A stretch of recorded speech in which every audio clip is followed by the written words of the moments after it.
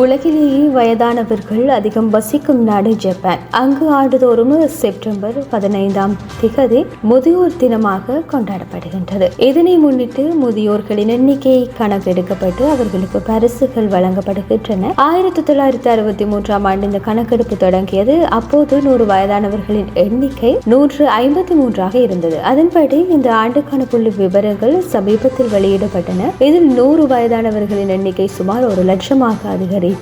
அவர்களில் 88% பேர் பெண்கள் ஆவார். இந்த ஆண்டில் மட்டும் புதிதாக 52,310 பேர் 100 வயதை தாண்டியுள்ளனர். அவர்களுக்கு பிரதமர் கையால் வாழ்த்து மடல், பரிசு தொகை மற்றும் வெள்ளிக்கோப்பை ஆகியவை முதியோர் தினமான இன்றைய நாளில் வழங்கப்பட இருக்கின்றது. இது குறித்து அந்த நாட்டின் சுகாதாரத்துறை மந்திரி டஹாமரோ புகோகா கூறுகையில், உலகின் மற்ற பகுதிகளில் சாப்பிடும் உணவுகளில் உப்பு மற்றும் சர்க்கரை அதிக அளவில் கலந்துள்ளது. இதற்கு மாற்றாக மீன், காய்கறி போன்ற ஆரோக்கியமான உணவுகளை ஜப்பானிய மக்கள் அதிகம் எடுத்துக் கொள்கின்றனர். நடைபயிற்சியும் இதில் முக்கிய பங்கு வகிக்கின்றது. இதனால் தான் மற்ற நாடுகளை விட ஜப்பானிய முதியவர்கள் சுறுசுறுப்பாக செயல்படுகின்றனர் என்றார்.